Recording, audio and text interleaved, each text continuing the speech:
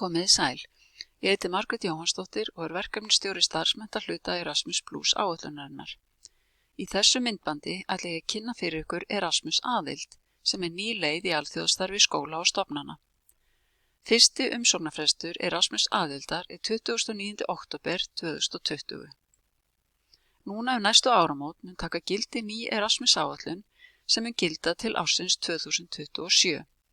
Hún tekur við af Erasmus+ áætluninni sem gilt hefur frá árinu 2014.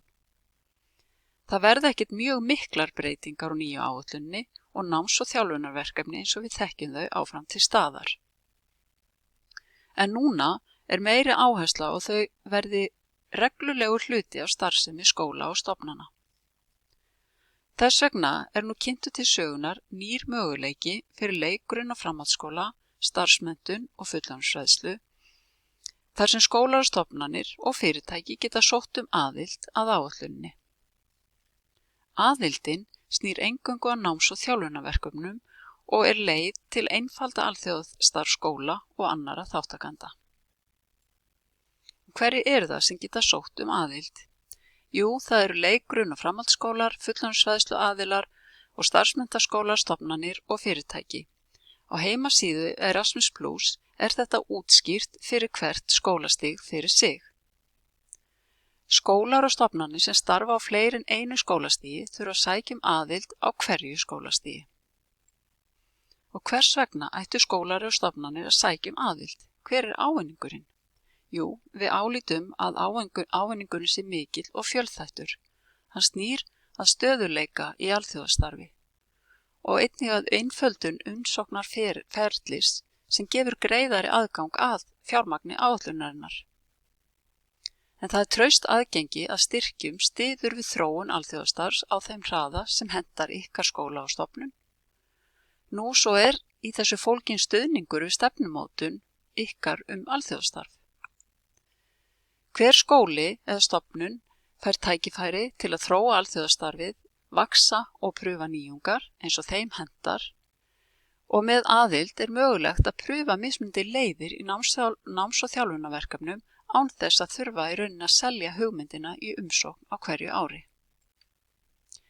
Það í raun tvær leiðir að Erasmus aðild, en hægt að sækja aðild fyrir einstaka skóla og stofnanir eða fyrir fleiri í svokölluðu samstarfsneti. Einstaka skólar og stofnanir þeir sækja hefðbundna starfsemi náms- og þjálfunarverkefna sinna, en þeir sem sækja í samstarfsneti gera þetta aðeins öðruvísi, en þá það umsækjandinn sem leiðir hóp skóla eða stofnana sem sameiginlega skipuleggja og sækja náms- og þjálfunarverkefni. En aðeins verkefnastjórinn, það umsækjandinn, þarf að vera aðili, ekki þeir sem eru samstarfsaðilar í netinu. En athugið að möguleikinn til að sækja náms- og þjálfunarverkefni eins og þið hafið gert hingað til verður áfram fyrir hendi, en aðildin einfaldari vegna þess að það í rauninni ein aðildarumsókn og eftir það eingöngu óskað eftir fjármagni til að framkvæma á hverju ári. Ég vil nefna það hér að aðilar í starfsmenntun sem fengið hafa vottun þið sækja á einfölduðu umsóknarformi.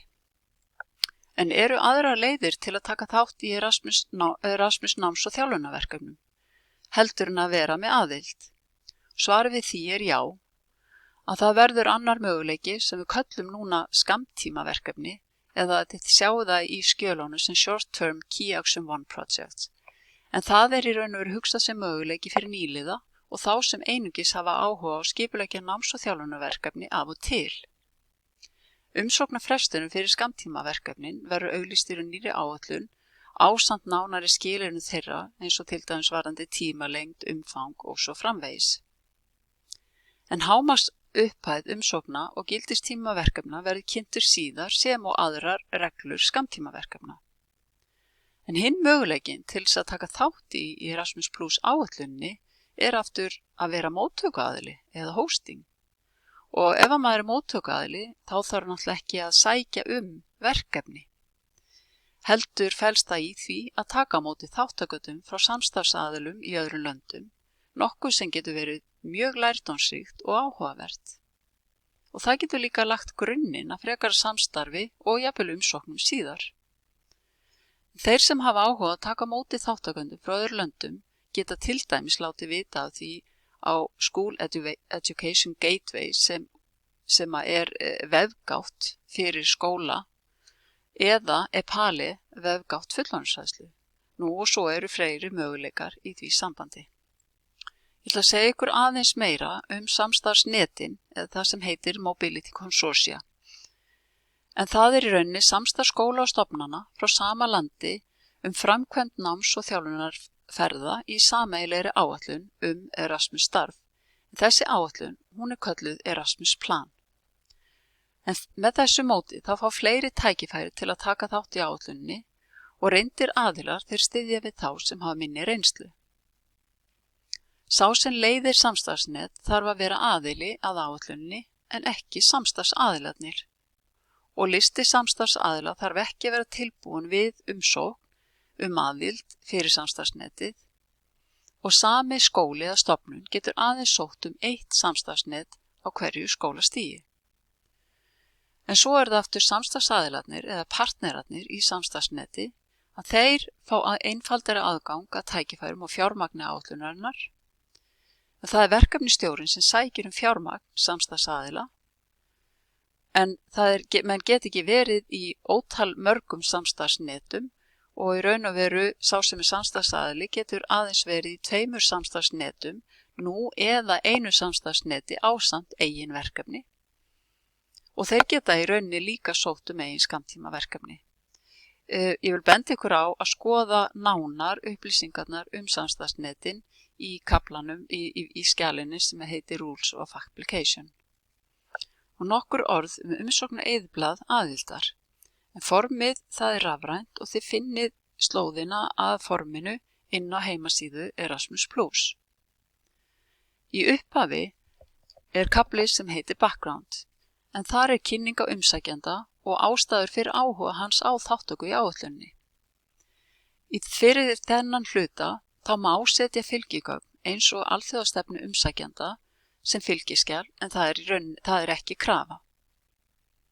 Síðan það þetta sem heitir núna Erasmus Plan. Og þessi hluti í rauninni hryggjarstykkið í umsókninni. Að ræða lýsingu á áætlun umsækjanda alþjóðastarf og tengir áætlaða starfsemi við þarfir og markmið. Lykilspurningin hvernig nota og styrkja áætlunar til hagsbóta fyrir starfsfólk, nemendur og stofnunina eða skólan sjálfan.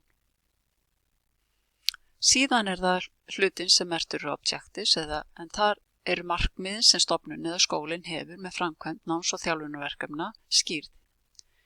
Markmiðin þurfa að vera skýr og raunhæf sem og ávinningurinn.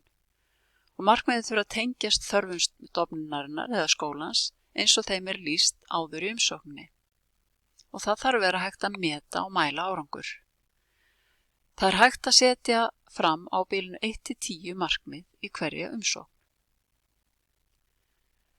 Þriðji kaflinn sem ég vil nefna activities. Þessi hluti inniheldur grófa áætlun framkvæmd verkefnisins.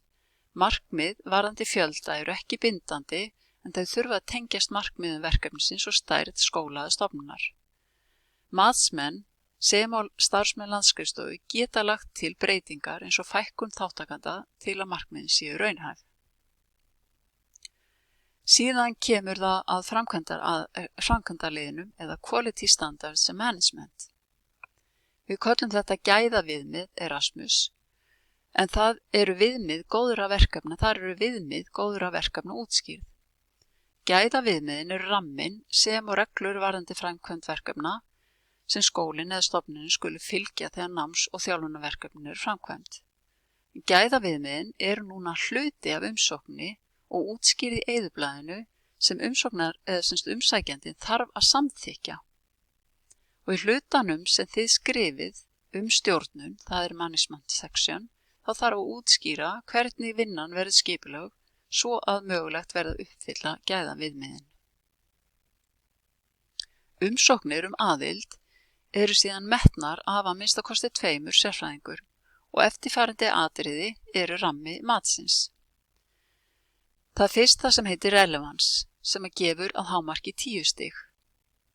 Og síðan það objectives eða markmið Erasmus plan gefur að hámarki 40 stig og activities kaplinn að hámarki 20 stig og stjórnunarhlutin eða management að hámarki 30 stig. En til þess að hljóta samþykki þarf umsóknin að fá að lágmarki 70 af 100 stigum samtals og einnig að lágmarki helming stiga hvers atriðis í matinu. Og svo litið að tímasetningunum, en 29. október 2020 rennur út fyrsti umsóknarfrestur Erasmus aðild. Það síðan ekki fyrr en í mars, væntanlega árið 2021, sem að mögulegt verður að sækja fjármagnið fyrir þá næsta ár. En gildistími aðildar, hann til loka áætlunar tímabilsins. En Erasmus áætlunin eða Erasmus plan að það endurskoðað á 2 til 5 ára fresti og síðan á hverju ári þá sótt fjármagn fyrir komandi tímabil. Erasmus aðild ný leið sem væntanlega einfalda alþjóðastarf skóla og stofnana. En leið og þetta ný leið og þá þarf maður að kynna sér hana vel áður maður fer að skrifa umsóknina. Og allar nánari upplýsingar Erasmus aðildina á heimasíðu Erasmus+. Þið skulið skoða auglýsinguna sem á vefnum vandlega og það ekki bara ráðlegt að skoða ítarefnið sem fylgir, heldur það nauðsynlegt. Þarna finnið þið líka aðgengi eða slóð að umsóknarformunum. Við sem störfum hjá Landsskrifstofu Erasmus+ viljum gjarnan heyra frá okkur og reyna aðstoða eins og við getum. Hér sjáum við verkefnastjóra mismundi skólasviðs. Það Jón Svanur fyrir leikurinn og framhaldsskóla, Margrét Sverrisdóttir fyrir fullorðinsfræðslu og Margrét Jóhannsdóttir fyrir starfsmenntun. Við biðjum ykkur endilega að hafa samband og tala við ykkur ef þið eruð að hugsa umsókn fyrir Erasmus aðild og lokum þá óska ykkur góðs gengis við umsóknarskrifin.